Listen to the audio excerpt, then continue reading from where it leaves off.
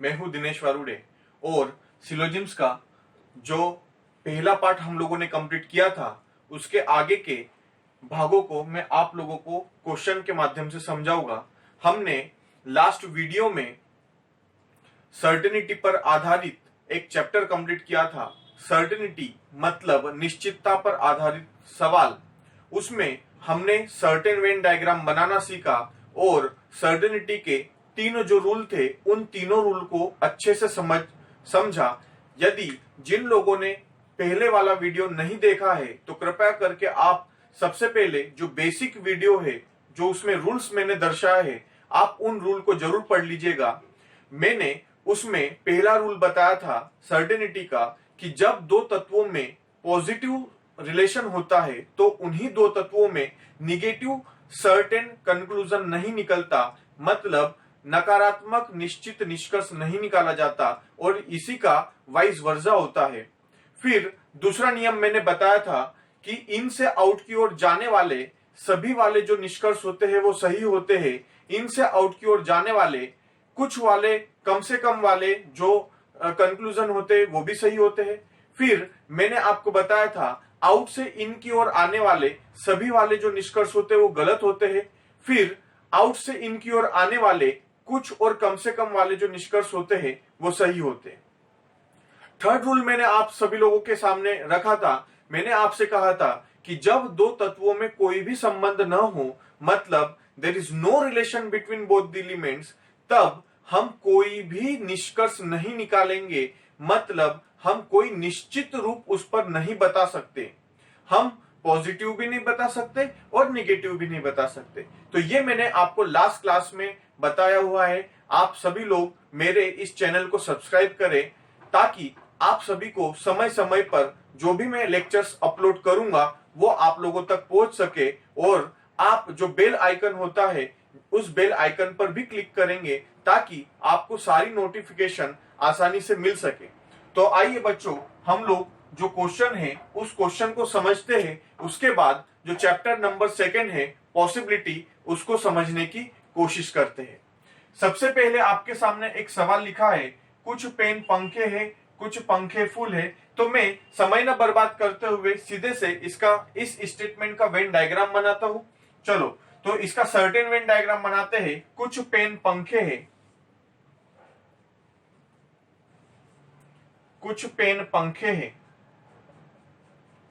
ये जो डार्क मैंने पोर्शन बताया है यही, इसमें पेन भी सम्मिलित है, इसमें पंखे भी सम्मिलित है। फिर आगे लिखा है कुछ पंखे फूल है, कुछ पंखे फूल है। फिर आगे लिखा है कोई फूल रोड नहीं है,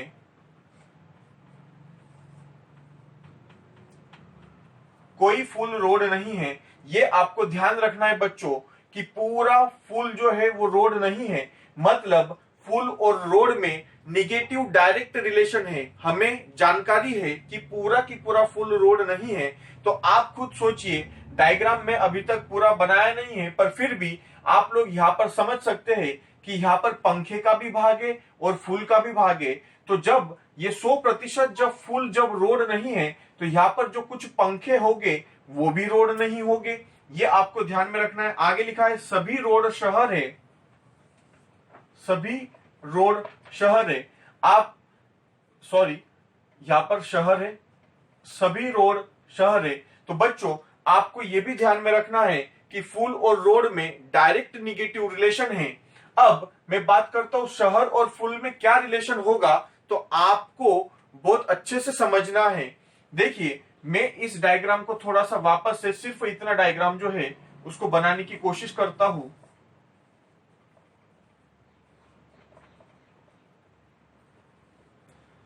आप खुद सोचिए बच्चों, यहां पर फूल और रोड के बारे में हमें पता है कि पूरा जो 100% फूल है वह रोड नहीं है और सभी रोड शहर है। तो आपको ये जानकारी है कि जब पूरा फूल जब रोड नहीं है तो पूरा रोड भी फूल नहीं है। मतलब इतना जो ये किसका हिस्सा है? ये शहर का हिस्सा है। क्या आपको ये पता है कि ये पूरा की पूरा शहर है? आप बोले सर नहीं, हमें ये नहीं पता, हमें सिर्फ ये पता है कि पूरा रोड शहर है, सभी रोड शहर है, लेकिन हमें ये जानकारी नहीं है कि पूरा शहर रोड है। इसलिए हम सिर्फ इतना बोल पाएंगे कि सर ये जो शहर का जो इतना हिस्सा है वो भी फुल नहीं है, मतलब कुछ शहर फुल नहीं है। ये हम लोग बोल सकते हैं मतलब ये सर्टेन है, ये डेफिनेट है कि निश्चित रूप से कुछ शहर फुल नहीं है। अब हम लोग निष्कर्ष पर आते हैं बच्चों, आप खुद समझिए। यह लिखा है कोई शहर फुल नहीं है। अभी मैंने आपको समझाया कि फुल और शहर में केवल हमें एक सर्टेन चीज पता चली है, एक निश्चित चीज पता चली है, और वो ये पता चली है कि कुछ शहर फुल नहीं है, और यहां लिखा है कोई शहर फुल नहीं है, तो हम इस निष्कर्ष को गलत कर देंगे। अब आगे वाले निष्कर्ष को देखते हैं। लिखा है कुछ पंखे रोड नहीं है। आप खुद सोचिए बच्चों कि यहां पर मैंने आपसे डिस्कस किया कि फुल और रोड में हमें डायरेक्ट निगेटिव रिलेशन पता चल चुका है कि पूरा की पूरा 100% फुल रोड नहीं है। तो यहां पर जो पंखे जो इसमें सम्मिलित है वो पंखे भी रोड नहीं होंगे, मतलब इतने जो पंखे हैं, इतने कितने, इतने मतलब कुछ पंखे, और ये जो कुछ पंखे हैं वो भी रोड नहीं है, ये हमें पता चल चुका है। मतलब पंखे और रोड में इनडायरेक्ट निगेटिव रिलेशन है। इस कारण से इस निष्कर्ष को हम लोग सही कर देंगे। थर्ड देखते हैं। थर्ड लिखा है कोई पेन शहर नहीं है। आप खुद सोचिए, पेन और पंखे में डायरेक्ट रिलेशन है, पंखे और फुल में डायरेक्ट रिलेशन है, किंतु पेन और फुल में हमें कोई भी रिलेशन नहीं पता, देयर इज नो रिलेशन। और जब पेन और फुल में रिलेशन नहीं है, उसी प्रकार से पेन और रोड में भी कोई संबंध नहीं है, कोई जानकारी नहीं है, पेन और शहर में भी कोई जानकारी नहीं है। और मैंने लास्ट वीडियो में आपको बताया था कि जब दो तत्वों में कोई भी संबंध नहीं होता, कोई भी जानकारी नहीं होती, तब हम कोई भी निश्चित निष्कर्ष नहीं निकालते, मतलब यहां पर हम लोग इस निष्कर्ष को गलत कर देंगे। तो बच्चों ये था हमारा सर्टेनिटी पर आधारित पूरा चैप्टर। अब हम लोग पॉसिबिलिटी को समझते हैं, उसको लेते हैं।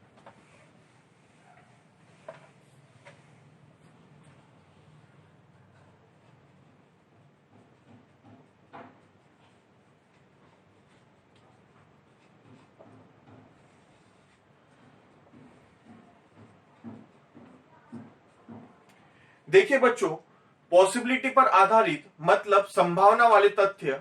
संभावना वाले तथ्य के लिए आपको एक रूल ध्यान में रखना है। ऐसे तो इसको डिटेल में यदि हम लोग पढ़े तो डिटेल में काफी चीजें होती है, डिटेल में हम उसको देख सकते हैं, लेकिन उसके लिए सबसे पहले एक रूल नंबर फर्स्ट आप उसको समझिए। पॉसिबिलिटी मतलब आपको एक एग्जांपल के माध्यम से समझाने की कोशिश करता हूं। आप खुद सोचिए, मैंने आपके सामने एक स्टेटमेंट रखा, मैंने बोला कि मेरे जेब में कुछ रुपए हैं। मैंने आपके सामने एक स्टेटमेंट रखा और मैंने आपको बोला कि मेरे जेब में कुछ रुपए हैं। अब आपसे मैंने निष्कर्ष मांगा और सभी लोगों ने अलग अलग निष्कर्ष दिए। मैंने किसी एक व्यक्ति से निष्कर्ष मांगा, उन्होंने बोला कि सर आपके जेब में 100 रुपए है। तो आप खुद सोचिए, जब मेरा स्टेटमेंट था कि मेरे जेब में कुछ रुपए है, क्या आपको ये पता है, क्या आपको ये निश्चित पता है कि मेरे जेब में कितने रुपए हैं?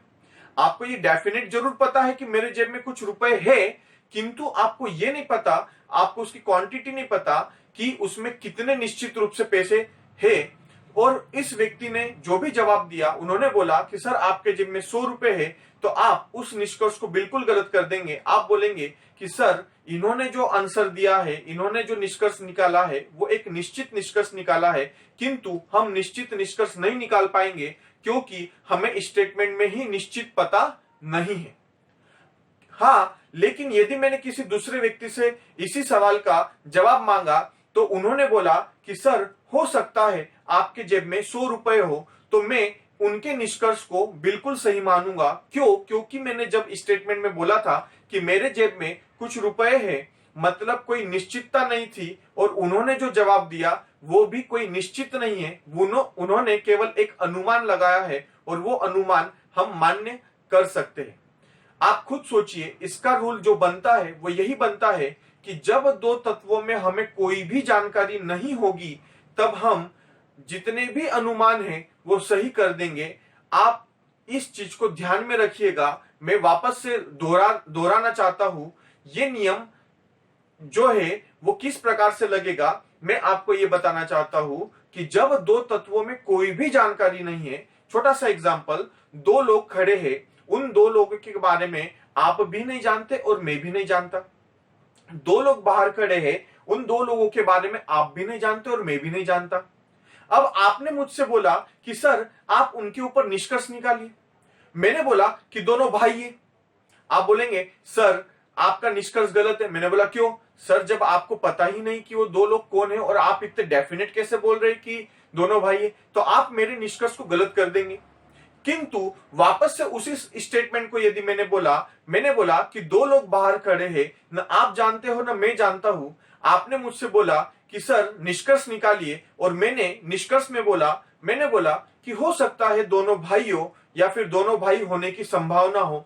तो आप बोलेंगे कि सर आपके इस निष्कर्ष को हम लोग मान्य करेंगे। उसका रीजन मैंने जब आपसे पूछा तो आपने बोला कि सर जब आपको पता नहीं था तो आपने जो आंसर दिया है वो केवल एक अनुमान है, और अनुमान तो हम लगा ही सकते हैं। मतलब जब हमें दो तत्वों के बारे में जानकारी नहीं होती तो हम उस पर अनुमान लगा सकते हैं। इस बात का आपको ध्यान में रखना है। वो अनुमान मैं चाहे पॉजिटिव बोलूं चाहे निगेटिव बोलूं, पूरा की पूरा लगेगा। आप खुद सोचिए, दो लोग खड़े हैं, उनके बारे में मुझे जानकारी नहीं। आपने मुझसे कहा सर निष्कर्ष निकालिए। मैंने बोला हो सकता है दोनों भाई न हो, तो आप इस निष्कर्ष को भी सही मान लेंगे। तो आप उस रूल को नोट डाउन जरूर कर लेना कि जब दो तत्वों में कोई भी रिलेशन न हो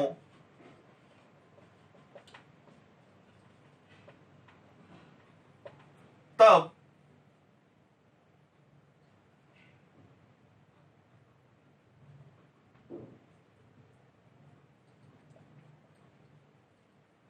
उन दो तत्वों में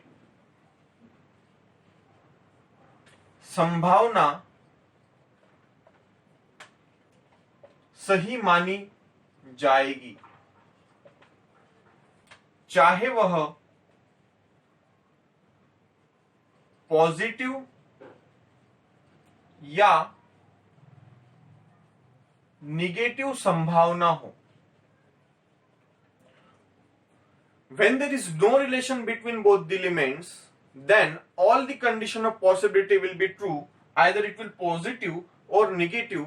आपको इस चीज का ध्यान रखना है। एक एग्जाम्पल मैंने लिया, मैंने लिखा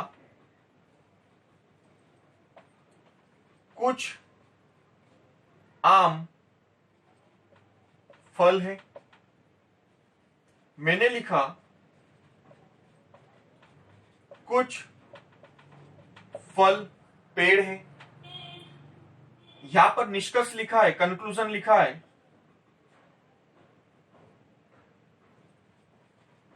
सभी आम पेड़ है। दूसरा लिखा है सभी आम पेड़ हो सकते हैं। तो आप खुद सोचिए बच्चों, स्टेटमेंट में आपके सामने कुछ आम फल है, कुछ फल पेड़ है, ये लिखा है। कंक्लूजन में सभी आम पेड़ है, दूसरा लिखा है सभी आम पेड़ हो सकते हैं। अब इस क्वेश्चन को जब हम लोग सॉल्व करते हैं, सबसे पहले आपको हमेशा ध्यान रखना है कि जो स्टेटमेंट होता है उस स्टेटमेंट का सर्टेन वेन डायग्राम आपको बनाना ही है। कुछ आम फल है, कुछ आम फल है। अगला लिखा है कुछ फल पेड़ है, कुछ फल पेड़ है। अब आप इसमें निष्कर्ष निकालिए। आम और फल में आपको जानकारी है, फल और पेड़ में भी आपको जानकारी है, किंतु आम और पेड़ में कोई भी जानकारी नहीं है। ये मैं आपको लास्ट वीडियो में बता चुका हूं। तो आपको ये ध्यान में रखना है कि जब आम और पेड़ के बीच में कोई भी जानकारी नहीं है तब हम कोई भी निश्चित निष्कर्ष नहीं निकालते। आप जरा समझिए, सभी आम पेड़ है, ये एक निश्चित वाक्य लिखा है, मतलब इस निष्कर्ष को मैं गलत कर दूंगा। आपको आम और पेड़ में कोई जानकारी नहीं है, तब आप कोई भी निश्चित निष्कर्ष नहीं निकाल पाते। किंतु जब मैंने दूसरा निष्कर्ष पढ़ा जिसमें लिखा है सभी आम पेड़ हो सकते हैं, और मैंने अभी रूल लिखा है आपको कि जब दो एलिमेंट्स में जैसे आम और पेड़ में जब कोई रिलेशन नहीं है, तो उन्हीं आम और पेड़ में कोई भी यदि अनुमान में लगा दूं तो वो सभी के सभी सही हो जाएंगे, चाहे मैं उसमें पॉजिटिव अनुमान लगाऊं या फिर निगेटिव अनुमान लगाऊं, मतलब इस अनुमान को मैं सही कर दूंगा। ये आपको ध्यान में रखना है। अब हम थोड़ा सा डिटेल में जब इसको पढ़ने की कोशिश करें, कई लोग बोलते हैं कि सर कई किताबों में अनुमानित डायग्राम बनाए जाते हैं, पॉसिबल वेन डायग्राम बनाए जाते हैं, तो उसको कैसे हम लोग समझे। तो मैंने आपको बताया कि देखो यहां पर क्या होता है कि जो अनुमानित वेन डायग्राम होता है वह निष्कर्ष से बनाया जाता है।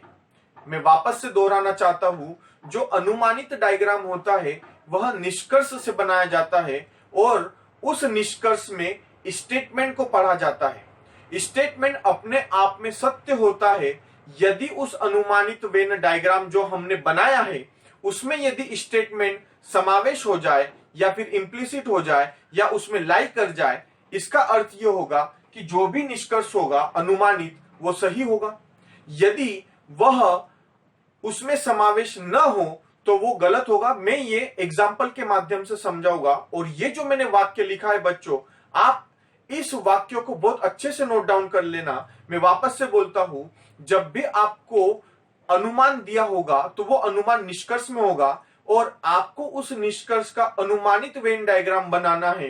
बनाने के बाद में आपको स्टेटमेंट उस अनुमानित वेन डायग्राम में चेक करना है। स्टेटमेंट अपने आप में 100% सत्य होता है यदि स्टेटमेंट उस अनुमानित वेन डायग्राम में समावेश हो जाए या उसमें लाई कर जाए, तब आप उस अनुमान को सही कर देना। यदि उसमें वो लाई नहीं करे तो आप उसे गलत कर देना। जैसे कि आप खुद सोचिए, मैंने अभी बताया कि ये जो अनुमानित वाक्य है, ये जो सभी आम पेड़ हो सकते हैं, इसका हम लोग केवल एक अनुमान डायग्राम बना ले। तो यहां पर जैसे उसने लिखा है सभी आम पेड़ है, तो मैंने यहां लिख दिया सभी आम पेड़ है।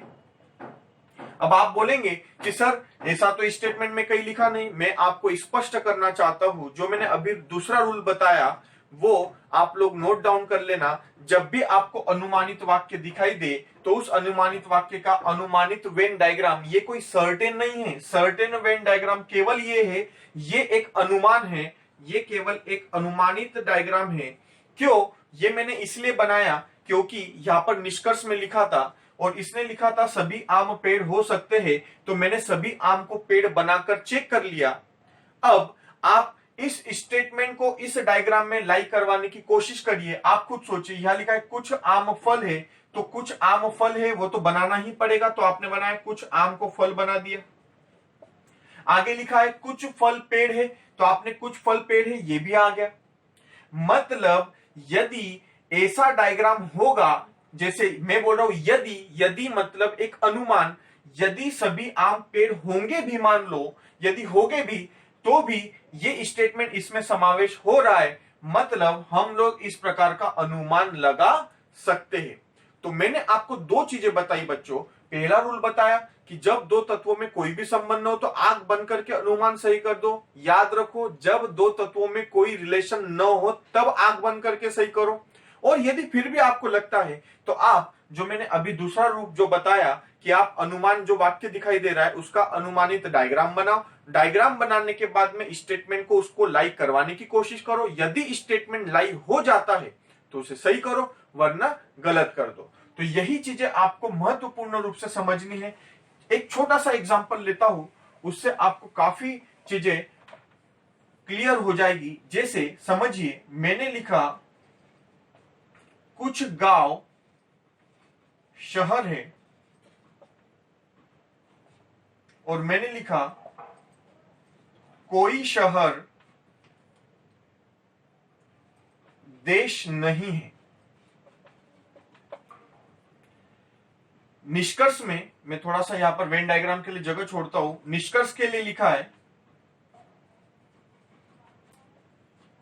सभी गांव देश हो सकते हैं। और दूसरा लिखा है सभी देश गांव हो सकते हैं। चलो इसका वेन डायग्राम बनाते हैं। कुछ गांव शहर, मतलब इसमें गांव भी आ गया और शहर भी आ गया। कोई शहर देश नहीं है। ये आपने स्टेटमेंट का वेन डायग्राम बनाया, जो कि एक सर्टेन वेन डायग्राम होता है। ये थोड़ा महत्वपूर्ण क्वेश्चन है, आप ध्यान रखना, ये कॉन्सेप्ट सबसे महत्वपूर्ण है बच्चों। आपने इस डायग्राम से रिलेशन फाइंड करा, आपको ये पता चला कि कुछ गांव शहर है, मतलब यहां पर गांव भी आ गया, कुछ गांव शहर है। और ये जो 100% जो शहर है वो देश नहीं है। आपको ऑलरेडी जब गांव और देश के बारे में जब मैंने आपसे पूछा तो आप बोलेंगे कि सर इसमें जो ये गांव सम्मिलित है, ये जो कुछ गांव जो सम्मिलित है वो भी देश नहीं है। ऐसा हमें डेफिनेट पता है, ऐसा हमें निश्चित पता है। अब आप खुद सोचिए, जब आपको ऑलरेडी पता है कि कुछ गांव देश नहीं है तो क्या सारे गांव देश हो पाएंगे? जैसे कि मैंने आपको बोला कि मध्य प्रदेश का कुछ हिस्सा महाराष्ट्र नहीं है। जब आपको पहले से ही पता है कि मध्य प्रदेश का कुछ हिस्सा महाराष्ट्र नहीं है तो सारा मध्य प्रदेश तो कभी महाराष्ट्र हो ही नहीं सकता। मतलब जब आपको डेफिनेट चीज पता होती है, जब आपको डेफिनेट चीज पता होती है तो उस पर अनुमान आपको सोच समझकर लगाना है। जैसे यदि यहां पर इसने पहला निष्कर्ष लिखा है, इसने लिखा है सभी गांव देश हो सकते हैं। जब आपको ऑलरेडी पता है कि कुछ गांव देश नहीं है तो सभी गांव कैसे देश हो जाएंगे? मतलब इस निष्कर्ष को मैं गलत करूंगा, इस निष्कर्ष को मैं गलत करूंगा। लेकिन फिर भी जो मैंने अभी आपको बताया था कि आपको जब भी अनुमानित वाक्य दिखाई दे तो आप वेन डायग्राम बनाए।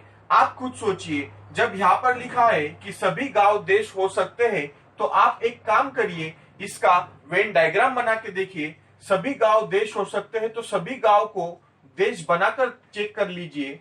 जब आपने सभी गांव को देश बना लिया तो आपको इस स्टेटमेंट को भी उसमें बनाना है। अब जब आपने स्टेटमेंट को बनाया तो लिखा है कुछ गांव शहर है, तो आप खुद सोचिए कुछ गांव शहर है तो ये जो कुछ गांव है आपको इसको शहर बनाना पड़ेगा। ये तो बन चुका है, लेकिन जब आप अगली लाइन पढ़ेंगे तो इसमें लिखा है कोई शहर देश नहीं है। तो आप खुद सोचिए बच्चों, जब आपने ये अनुमानित डायग्राम बनाया तो क्या कोई शहर देश नहीं है इसमें दिखाई दे रहा है? तो आपने बोला सर बिल्कुल नहीं, मतलब हम ऐसा कोई अनुमान जो इसको लेकर कोई भी अनुमानित डायग्राम नहीं बना पाएंगे, इसलिए इस चीज को हमने गलत कर दिया। अब जो सेकेंड वाला जो अनुमान जो देके रखा हुआ है उस अनुमान को हम लोग देखते हैं। चलो, इसने लिखा है सभी देश गांव हो सकते हैं, हमने डायग्राम बनाया सभी देश गांव हो सकते हैं, ये भी मैंने बना दिया। आगे लिखा है कुछ गांव शहर है, कुछ गांव शहर है, तो ये कुछ गांव को मैंने शहर बता दिया। आगे लिखा है कोई शहर देश नहीं है, तो ये जो शहर है, ये जो शहर है ये देश नहीं है। तो आप खुद सोचिए, आपने जो अनुमान लगाया था कि सभी देश गांव हो सकते हैं, तो आपने अनुमानित डायग्राम बनाया, सभी देश को गांव बनाया और साथ ही साथ पूरे स्टेटमेंट को उसमें समावेश करने की कोशिश करी, तो वो समावेश भी हो गया। इसका अर्थ हुआ कि ये वाला जो निष्कर्ष है वो बिल्कुल ही सही है। तो देखो, मैंने आपको सबसे पहला क्वेश्चन बताया जिसमें आपने अनुमानित वेन डायग्राम के आधार पर तय किया कि वो अनुमान लगाया जा सकता है या नहीं। अब आप ध्यान रखना बच्चों कि कई बार डायरेक्ट रिलेशन होने के बावजूद भी अनुमान लगाए जाते हैं। आप इस चीज को ध्यान में रखिएगा। जैसे कि मैं आपको बता दूं, मान लीजिए मैंने एक स्टेटमेंट लिखा, मैंने लिखा कुछ गांव शहर है।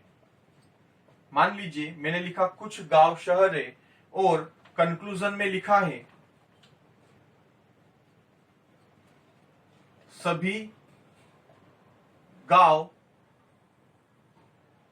शहर है, और दूसरा लिखा है सभी गांव शहर हो सकते हैं। ध्यान में रखना बच्चों, यहां पर जब आपके सामने स्टेटमेंट लिखा है कुछ गांव शहर है, तो आपको सिर्फ इतना पता है कि कुछ गांव शहर है। आपको डेफिनेट सिर्फ इतना पता है कि कुछ गांव शहर है। यहां पर जब इसने लिखा सभी गांव शहर है, तो आप इस चीज को गलत कर देंगे। क्यों? क्योंकि ये निश्चित लिखा हुआ है, ये निश्चित निष्कर्ष लिखा हुआ है।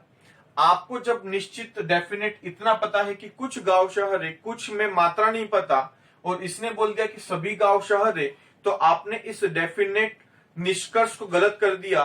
किंतु जब लिखा है सभी गांव शहर हो सकते हैं, तो आपने बोला कि सर अभी आपने एक नियम बताया कि जब भी आपको अनुमानित वाक्य दिखाई दे तो उसका एक डायग्राम बना लो, सभी गांव शहर हो सकते हैं।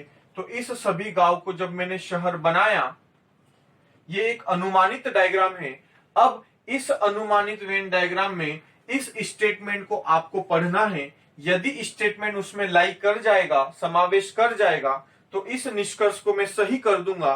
तो आप खुद सोचिए बच्चों, यहां लिखा है कुछ गांव शहर है, तो जब पूरे गांव जब शहर होंगे मान लीजिए, तो इसमें तो कुछ गांव शहर इम्प्लिसिट करेगा ही करेगा, मतलब ऐसा अनुमान हम लगा सकते हैं। तो आप खुद ध्यान में रखिए कि कुछ गांव शहर ये डायरेक्ट रिलेशन था, उसके बावजूद भी एक अनुमान निकाला गया कि कुछ में सभी हो सकते हैं। ये आपको ध्यान में रखना है। तो कुछ गांव शहर है के 4 अनुमान होते हैं। कुछ गांव शहर है के 4 अनुमान होते हैं। वो क्या क्या होते हैं आप ध्यान में रखिए। कुछ गांव शहर है के जो अनुमान होते हैं, वो एक होता है कि सभी गांव शहर हो सकते हैं। तो आप खुद सोचिए बच्चों, जब यदि मैंने ये अनुमान लगाया कि सभी गांव शहर हो सकते हैं, तो उसमें ये स्टेटमेंट इम्प्लिसिट करेगा, मतलब ये अनुमान हो गया। और एक मैंने लिखा, मैंने बोला कि सभी शहर गांव हो सकते हैं। यदि ऐसा मैंने निष्कर्ष लिखा इस स्टेटमेंट पे, यदि मैंने लिखा सभी शहर गांव हो सकते हैं, तो आप बोलेंगे कि सर ये भी सही होगा। मैंने बोला क्यों? आप बोलेंगे कि सर यदि ऐसा अनुमान हमने लगाया, तो इस अनुमान में भी ये स्टेटमेंट इम्प्लिसिट कर जाएगा। कुछ गांव शहर है, ये इसमें भी इम्प्लिसिट करेगा। मैंने आउट से इन वाला नियम आपको बताया था लास्ट वीडियो में, आप उसको जरूर देखिएगा। तो आपको पता चलेगा कि जब सभी शहर गांव है, तो कुछ गांव भी शहर है, और वो इसमें सम्मिलित हो गया। तो ये दूसरा अनुमान। तीसरा अनुमान आप खुद सोचिए बच्चों, यदि मैंने गांव और शहर को बराबर बना दिया, मतलब इसी गांव पर ये शहर इम्प्लिसिट कर रहा है और इसी शहर पर ये गांव इम्प्लिसिट कर रहा है, मतलब मैंने यदि अनुमान में लिखा कि सभी गांव और शहर एक समान होने की संभावना है, सभी गांव और शहर एक समान होने की संभावना है, तो आप ऐसे निष्कर्ष को भी सही करेंगे। क्योंकि आप बोलेंगे कि सर यदि ऐसा अनुमान होगा, यदि ऐसा अनुमान होगा, तो उसमें ये स्टेटमेंट इम्प्लिसिट कर जाएगा, मतलब इसमें कुछ गांव शहर है। तो इस प्रकार का अनुमान जो है वो हम लगा सकते हैं। तो 1 2 3 ये अनुमान हुआ। और चौथा अनुमान होता है कि आप खुद सोचिए बच्चों, जब हमें पता है कि कुछ गांव शहर है, कुछ गांव शहर है, आपको ये डार्क के बारे में पता है कि कुछ गांव शहर है, आपको ये जो मैंने डार्क जो बनाया है, आपको ये पता है कि कुछ गांव शहर है, तो आप ऐसा अनुमान लगा सकते हैं कि सर इनके बारे में तो हमें जानकारी है नहीं, तो इनके बारे में जो मैंने अभी लाइनें बनाई, इनके बारे में जब हमें जानकारी नहीं है, तो हम केवल एक अनुमान लगा सकते हैं कि सर हो सकता है ये जो इतना पार्ट गांव का हो वो बच गया हो और वो शहर न हो, ऐसा हो सकता है। मतलब चौथा जो अनुमान निकाला वो कुछ गांव शहर न होने की संभावना है, ये एक चौथा अनुमान आपको दिखाई दिया। तो कुछ गांव शहर है के 1 2 3 और 4 अनुमान लगेंगे।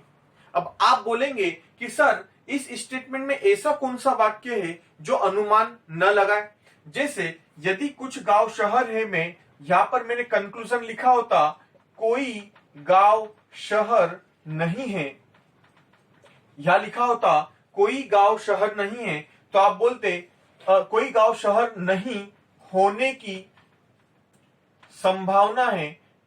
मैं वाक्य को सुधार रहा हूं, यहां पर लिखा है कोई गांव शहर नहीं होने की संभावना है, तो आप बोलेंगे कि सर इसका जब हम लोग डायग्राम बनाए कोई गांव शहर नहीं है, कोई गांव शहर नहीं है ऐसा संभावना इसने लिखा है। यदि इस संभावित वेन डायग्राम का ये संभावित वेन डायग्राम हमने संभावित वाक्य का संभावित वेन डायग्राम जब बनाया, तो आप खुद सोचिए जब आपने इस डायग्राम को बनाया और इसमें पढ़ा कि कुछ गांव शहर है, तो क्या यहाँ पर कुछ गांव शहर है दिखाई दे रहा है? तो आप बोलेंगे कि सर ये निष्कर्ष बिल्कुल ही गलत होगा, मतलब कुछ गांव शहर की चार संभावनाएं, सभी गांव शहर हो सकते हैं, सभी शहर गांव हो सकते हैं, सभी गांव और शहर के समान होने की संभावना है, और कुछ गांव शहर नहीं हो ऐसी भी संभावना है। तो कुछ के चार अनुमान होते हैं, ये आपको ध्यान में रखना है बच्चों। अगला जो मैंने बताया, मैंने लिखा सभी गांव शहर है। जब इस प्रकार का स्टेटमेंट दिया जाएगा तो इसके दो अनुमान निकलेंगे, तो आप ध्यान में रखना बच्चों। यदि मान लीजिए सभी गांव शहर में मैंने निष्कर्ष लिखा सभी शहर गांव हो सकते हैं, तो आप बोलेंगे सर यदि मान लीजिए, क्योंकि अनुमान तो केवल एक अनुमान होता है, यदि होता है, यदि मान लीजिए हम लोगों ने गांव और शहर को बराबर कर दिया, सभी गांव शहर है और सभी शहर गांव है, यदि ऐसा अनुमान लगाया तो इसमें ये अनुमान भी इम्प्लिसिट कर रहा है और ये स्टेटमेंट भी इम्प्लिसिट कर रहा है। मतलब इस प्रकार से इस अनुमान को हम लोग सही करेंगे। जैसे कि मैंने आपको बताया था सभी ए बी है, उसमें सभी बी ए है, ये डेफिनेट गलत होता है। लेकिन जब मैं आपको बोलूंगा कि सभी ए बी है, उसमें अनुमान लगाया कि सभी बी ए हो सकते हैं, तो ऐसा अनुमान बिल्कुल लगाया जा सकता है। अब इसी सवाल में मैंने आगे लिखा सभी गांव शहर है, और कंक्लूजन में मैंने लिखा कुछ शहर गांव न होने की संभावना है, कुछ शहर गांव न होने की संभावना है। तो आप खुद सोचिए बच्चों, क्या ऐसा अनुमान निकाल सकते? आप देखिए सभी गांव शहर है, आपने जब यहां पर सभी गांव शहर है यदि स्टेटमेंट को बनाया, तो आपको इस प्रकार का अनुमान लगाया जा सकता है। आप बोलेंगे कि सर ये जो शहर का कुछ हिस्सा होगा जिसके बारे में हमें जानकारी नहीं है, हो सकता है कि ये शहर गांव न हो, इतना शहर गांव न हो, ऐसा हो सकता है, इसलिए इस अनुमान को हम बिल्कुल सही कर देंगे। तो आपको इन चीजों को ध्यान में रखना है बच्चों। ये एक छोटा सा डिटेल वाला पार्ट होता है जो कि आपके लिए सबसे महत्वपूर्ण होता है। अब जैसे कि मान लीजिए मैंने कोई सवाल किया और उस सवाल के आधार पर आपको बताने की कोशिश करी। एक सवाल लेता हूं जिसमें मैंने लिखा सभी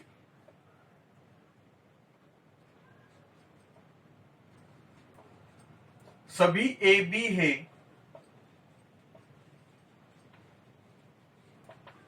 कोई बी सी नहीं है,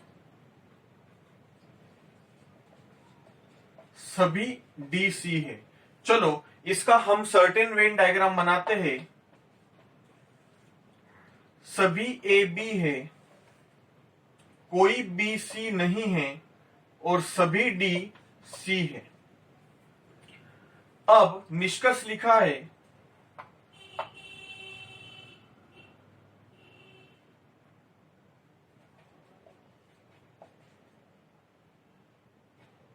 कोई ए डी न होने की संभावना है, कोई ए के डी न होने की संभावना है। दूसरा लिखा है सभी बी ए हो सकते हैं। तीसरा लिखा है कुछ ए के सी होने की संभावना है। चलो इसको चेक करते हैं बच्चों। आपको मैंने पहले ही बताया है कि जो स्टेटमेंट होता है उस स्टेटमेंट का ये सर्टेन वेन डायग्राम बनाया जाता है और इस सर्टेन वेन डायग्राम को एनालिसिस करने के बाद इन निष्कर्षों को निकाला जाता है। आप खुद सोचिए, यहां इसने निष्कर्ष लिखा है कोई ए के डी न होने की संभावना है। पहले आप लोग इसका रिलेशन निकाल दीजिए, पर उससे पहले मैं आपको एक चीज बताना चाहता हूं। आपको जो डेफिनेट पता है, आप थोड़ा सा ध्यान रखिए, आपको यदि कोई चीज ऑलरेडी डेफिनेट पता है और उस पर वापस से अनुमान बताया जाए तो आप वो अनुमान मान्य नहीं करेंगे। एक छोटा सा एग्जांपल मैं बोलता हूं। यदि मैंने आपको पहले ही बोला कि मेरे जेब में 100 रुपए है, एक डेफिनेट बोल दिया कि मेरे जेब में 100 रुपए है और निष्कर्ष में लिखा गया है कि हो सकता है मेरे जेब में 100 रुपए है, तो आप बोलेंगे कि सर ऑलरेडी ही आपने स्टेटमेंट में बोल चुके थे डेफिनेट कि आपके जेब में 100 रुपए है और ये अनुमान क्यों लगाया जा रहा है, तो आप इस अनुमान को गलत कर देंगे। तो आपको ये ध्यान में रखना है कि जब पूरा ए जब बी है और ये जो पूरा जो बी है वो सी नहीं है, तो आपको ए और सी में ये जानकारी प्राप्त हुई कि पूरा ए जो है वो भी सी नहीं है। मतलब इनडायरेक्ट निगेटिव रिलेशन कि पूरा जो ए है वो सी नहीं है। इसी प्रकार से जब पूरा ए सी नहीं है तो पूरा ए भी डी नहीं है। मतलब हमें एक चीज डेफिनेट पता चल गई कि पूरा जो ए है वो डी नहीं है, पूरा जो डी है वो ए नहीं है। जब आपको ये डेफिनेट पता है तो आप इस पर अनुमान नहीं लगा सकते।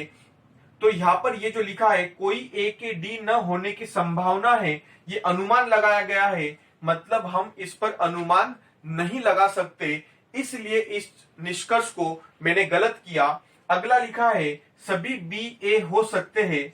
ये बिल्कुल सही होगा। उसका कारण है कि जब सभी ए बी है तो हो सकता है पूरे बी भी ए हो। मतलब अभी इसके पहले ही मैंने आपको बताया कि सभी ए बी है कि दो संभावनाएं बनेगी, सभी बी ए हो सकते हैं और कुछ बी के ए न होने की संभावना ये भी हो सकता है। तो इसी प्रकार से इस निष्कर्ष को हम सही मानेंगे। तीसरा लिखा है कुछ ए के सी होने की संभावना है। आप ध्यान रखिए, आपको ए और सी में ऑलरेडी पता है कि पूरा ए जो है वो सी नहीं है। तो आप खुद सोचिए, जब आपको डेफिनेट पता है कि कोई ए सी नहीं है तो कुछ ए सी कहां से हो जाएंगे। मतलब इस निष्कर्ष को हमने गलत किया। तो इस प्रकार के संभावित रूप आपको दिखाई देते हैं और एग्जाम में काफी मददगार होते हैं। तो आप जो मैंने नियम बताए उन नियमों को ध्यान में रखिए। थर्ड जो पार्ट होता है वो होता है इधर और कंडीशन। इधर और कंडीशन, और ये जो आइदर और कंडीशन जो होता है ये थर्ड पोर्शन होता है। आइदर और मतलब या तो ये निष्कर्ष निकलेगा या तो ये निष्कर्ष निकलेगा। तो ये जो इधर और कंडीशन होती है ये आपको ध्यान में रखना है बच्चों। ये अपने नियमों पर आधारित होती है। ये भी एक संभावित ही पार्ट कहलाता है। आइदर मतलब एक संभावना रूप जताने की बात होती है। जैसे इसके रूल आप लोग ध्यान में रखिए, 3 रूल होते हैं। पहला होता है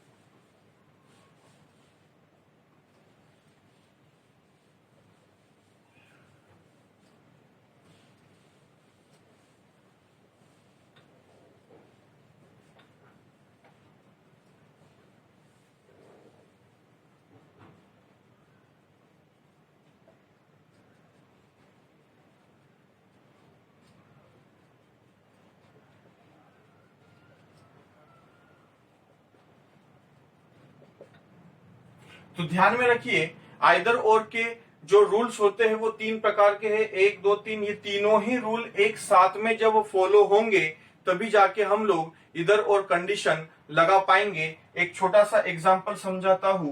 मैंने लिखा कुछ ए बी है, कुछ बी सी है, कंक्लूजन में लिखा है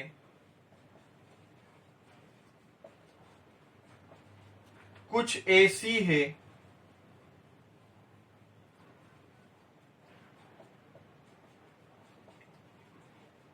कोई ए सी नहीं है। तो ध्यान में रखना जब मैंने इस प्रकार का सवाल लिखा है तो इसका वेन डायग्राम हम लोग बनाते हैं स्टेटमेंट का। इस स्टेटमेंट का वेन डायग्राम बनाया, कुछ ए बी है, कुछ बी सी है, कुछ ए बी है, कुछ बी सी है। आप खुद सोचिए ए और बी का डायरेक्ट रिलेशन है, बी और सी का डायरेक्ट रिलेशन है, किंतु ए और सी का कोई भी रिलेशन नहीं है। आपको ये ध्यान में रखना है कि यदि ये तीनों रूल एक साथ में फॉलो होगे तभी जाके इधर और लगाना होता है। हम ध्यान रखते हैं, समझिए कुछ ए सी है, निष्कर्ष लिखा है, ए और सी में कोई संबंध है नहीं। जब हम केवल इसको देखेंगे तो ये निष्कर्ष गलत है। क्यों? क्योंकि आप बोलेंगे कि सर ए और सी में जब हमें जानकारी नहीं है तो कुछ ए सी है, ये जो निष्कर्ष लिखा है ये सर्टेन लिखा है और हम सर्टेन निष्कर्ष नहीं दे पाएंगे, इसलिए पहले निष्कर्ष को आप गलत कर देते हैं। और जब इंडिविजुअल दूसरे को देखा कि कोई ए सी नहीं है तो ए और सी में जब कोई जानकारी नहीं है तो आप इसको भी गलत कर देते हैं। तो कई सारे बच्चे दोनों को गलत कर देते हैं, किंतु ऐसा आपको नहीं करना है। ये ध्यान रखना है कि जब भी आपको दोनों तत्व, जैसे आपने इस निष्कर्ष को देखा, आपने देखा कि ए यहां पर भी दिख रहा है, ए यहां पर भी दिख रहा है, सी यहां पर भी दिख रहा है, सी यहां पर, मतलब ये जो दोनों तत्व है ये दोनों ही निष्कर्षों में जब दिखाई दे रहे हैं तो आपके मन में एक शंका आनी चाहिए कि कहीं ये इधर और कंडीशन तो नहीं। तो आपने इन तीनों नियमों को देखा, आपने चेक किया, चलो समझते हैं, तीनों नियमों को समझते हैं। आप खुद सोचिए कि आपको ए और सी यहां पर दिख रहा है, ए और सी यहां पर दिख रहा है, मतलब पहला ही रूल बोल रहा है कि दोनों तत्व दोनों निष्कर्षों में होने चाहिए। तो दोनों तत्व दोनों निष्कर्षों में है, मतलब पहला जो नियम है वो लाई कर गया, इम्प्लिसिट कर गया। दूसरा क्या है? दोनों तत्वों में कोई भी रिलेशन नहीं होना चाहिए। तो आप खुद सोचिए ए और सी में कोई रिलेशन है, तो आप बोले सर ए और सी में तो कोई भी जानकारी नहीं है, कोई भी रिलेशन नहीं है, मतलब दूसरा निष्कर्ष भी, जो दूसरा जो रूल है वो भी फॉलो कर गया। अब जो तीसरा जो है, तीसरा क्या लिखा है? इसने लिखा है कि कोई एक निष्कर्ष जो है पॉजिटिव होना चाहिए और दूसरा जो निष्कर्ष वो निगेटिव होना चाहिए। मतलब जो भी निष्कर्ष लिखे उन निष्कर्ष में एक पॉजिटिव और दूसरा निगेटिव होना चाहिए। पर याद रखना पॉजिटिव के साथ कुछ और कम से कम, मतलब कुछ या कम से कम वाला पॉजिटिव सेंटेंस होना चाहिए और निगेटिव वाला कोई नहीं और कुछ नहीं वाला एक सेंटेंस होना चाहिए। तो आपने चेक करा कि सर ये जो पॉजिटिव सेंटेंस है ये कुछ वाला है, मतलब ये आ चुका है, और दूसरा जो है कोई नहीं, मतलब ये निगेटिव सेंटेंस है। तो आप बोलेंगे कि सर ये तीसरा नियम भी इसमें इम्प्लिसिट कर रहा है। जब ये तीनों ही नियम जब इसमें लाई कर रहे हैं तो इसका जो जवाब होगा वो होगा या तो पहला निष्कर्ष या दूसरा निष्कर्ष अनुसरण करेगा, मतलब इधर फर्स्ट और सेकेंड इज फॉलो। तो ध्यान में रखिए बच्चों, मैंने आपको ये सिलोजिम्स चैप्टर बताने की कोशिश करी है। आप इसे बहुत अच्छे से समझिए, इसको प्रैक्टिस करने से ही ये चैप्टर आपको अच्छे से समझ में आता है। इसलिए प्रैक्टिस मतलब क्वेश्चंस आपको अधिक मात्रा में करने पड़ेंगे और जो नियम होते हैं उन नियमों का पालन करना पड़ेगा। आप इन क्वेश्चनों को करके देखिए और यदि कोई डाउट आता है तो आप मुझे बिल्कुल पूछ सकते हैं, आप नीचे कमेंट में लिख सकते हैं और मैं आपको उसका रिप्लाई बिल्कुल कर दूंगा। आप ध्यान रखिए ये चैप्टर सबसे महत्वपूर्ण होता है और आने वाले जो चैप्टर मैं आपको बताऊंगा वो इस प्रकार से होंगे कि कुछ रीजनिंग के होंगे, कुछ मैथ्स के होंगे, जो कि आपके लिए फायदेमंद होंगे, और जितना भी मैं आपको बताने की कोशिश करूंगा, उम्मीद है कि आप भी उतना सीखने की कोशिश करें। धन्यवाद।